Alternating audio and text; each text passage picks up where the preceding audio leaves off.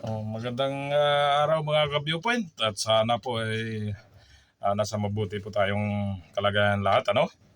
At magandang balita, solid 262 subscriber na po tayo. At maraming salamat po sa mga new subscriber, sa mga hindi pa, no? Please subscribe at watch for our videos. So mga nag-like din, no? Solid yan. May nagdi-dislike pa rin pero hayaan mo sila. So, kamusta na mga kababayan? Yung pag-usapan natin ngayon ay yung, iwan ko kung maganda po ito sa inyo, magandang balita ba ito? Pero para lang siguro sa kanila, ano? Yung magkano na ba yung bigas mga kababayan? Oy, 29 na, ano? Mayroon pong na ano, kay Pabansang Loyal, no? Video ni Pabansang Loyal, yung vlogger, no? Marami na nagreklamo doon sa bigas na 29. Alam nyo, yung nagreklamo yung mga bumibili, mga kababayan natin, no? Mabaho, mabaho, may amoy, tapos physically makikita natin may itim yung bigas. So, walang quality. Madaling sabi, walang quality. So, yan yung sinasabi nilang tulong, ano? Kung magtulong ka rin lang, sagad-sagarin mo na, hindi yung parang tingin mo sa taong dolayan sa mga mahirap na tulad ng natin, ano? Binibigyan mo lang ng anong klaseng bigas yan. Sabi ng mga tao daw na bumili, parang pagkain sa hayop kasi nga kahit bata yan, di ba? Mga bata ngayon, maarte sa pagkain. Pag may amo yan, hindi kakainin yan, mga kababayan, di ba? Tayong mga Pilipino, sa kanin ng pag-uusapan ay hanap talaga tayo ng masarap na kanin. Kahit kanin lang, kung ulam 50-50 na ulam solve na tayo. Kahit anong ulam, kahit tuyo nga dyan basta masarap yung kanin, solve na tayo, di ba? Yan na, wala ka nang pang-ulam, tapos yung mabaho, maitim, low grade yung ibibigay sa iyo na pagkain ay wala na, di ba? Paano na lang? At saka hindi parang turing sa ating mga maliliit, parang hayop na yan kasi hindi nga pagkain sa tao parang si sino ba naman na may amoy? Kakain ka ba ng may amoy? Payag ba tayo niyan mga kababayan? Kahit paano, kahit mahirap lang tayo, naghahanap rin tayo ng quality para maging malakas yung katawan natin kasi ang importante yung kanin sa atin na magandang kanin yung kinakain natin. Di ba? Sabi ko nga, kahit yung ulam ay tuyo lang yan o ginamos o ano yan, basta sarap yung kanin, survive na yung araw natin, di ba? So, yun. Tapos limited pa daw yan sa mga sa mga senior citizen, PWD, single parents, o ano pa. Limited lang. Nililista pa na yata yan. Paano naman yung mga regular na consumer na kumikita ng maliliit din na gusto ring bumili, so hindi makabili? So anong klaseng lang dapat? Pantay para sa masang Pilipino with good quality sana na rice, di ba? Kung tutulong ka rin dyan, sagad mo na. Ha? Hindi na ganyang klaseng bigas. 29.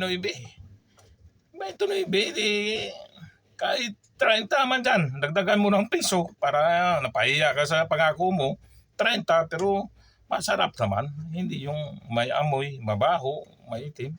Diba mga kabayan? You get my point? Ganyan lang naman, naku.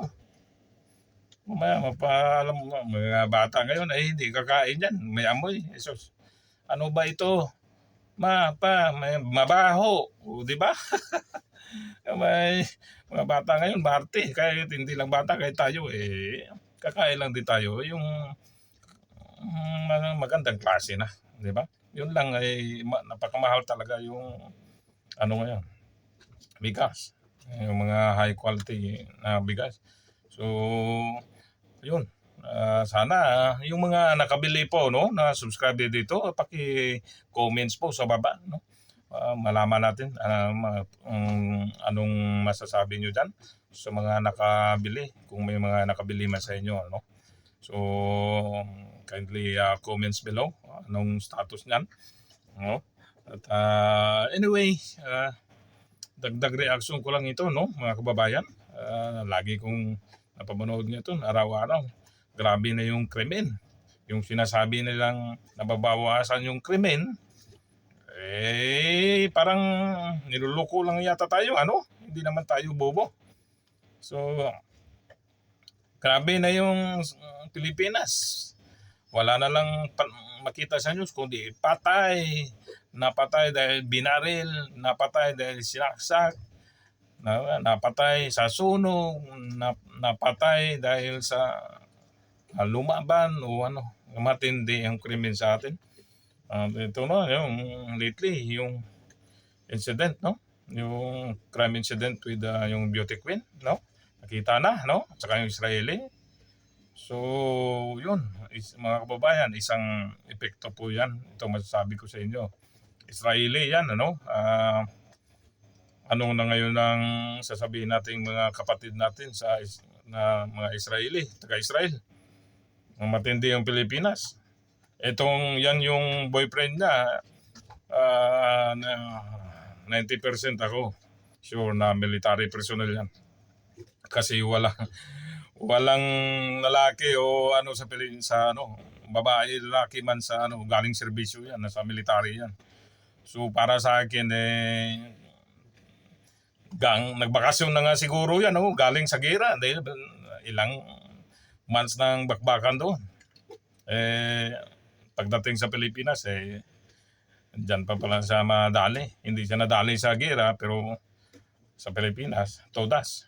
So mas matindi ang Pilipinas, di ba? So hindi maganda. So tama din yung reaction ng Australian government last month. It's unsafe to travel in Philippines. So malaking epekto yan lalo na sa turismo natin. Dahil di ba? Yun nga, magulo.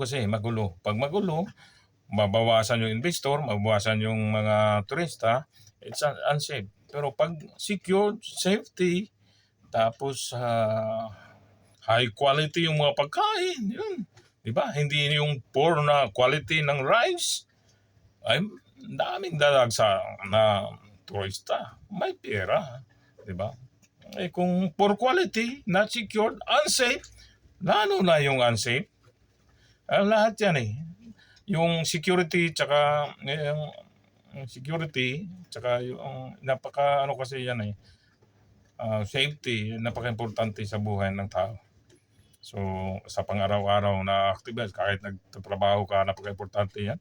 Yung sinasabi nating secured and safety. Lagi yan. So yan ang inaano natin ngayon, no? So ibig sabihin unsafe na sa Pilipinas. Hindi kahit Tatay Digong ay nasa leader talaga. Pag gumawa ka ng hindi maganda, alam mo na yun, ay may kinalalagyan ka. So nakita naman natin yung film ngayon, bumalik na naman. Hindi na maglakad-lakad ka lang dyan, titirahin ka na. So nobody knows. Mayroong mga, di ba, mga political driver, natutulog lang, piniga, pinarel, patay. Di ba? Grabe na sa atin yan. So, nasaan ang sinasabi na bumabawas yung sabi ng PNP, no? Bumabawas ng krimen. Bloody hell. Sa maling-mali sila sa mga nangyayari ngayon, hindi nila makontrol na. So, sana wake up ito sa kanila, no? Sana tayong mga Pilipino, maging matalino tayo sa hindi na tayo magpapabudol. Kailangan natin yung kamay na bakal para tumino. So yan kasi kailangan pukpukin yung mga Pilipino, kasi pag hindi mo pinukpok, ay nako, walang mangyari. Puro na lang yan ang natin kailangan magagaling tayong mga Pilipino, pero minsan kailangan pukpukin mo So disiplina ang number one.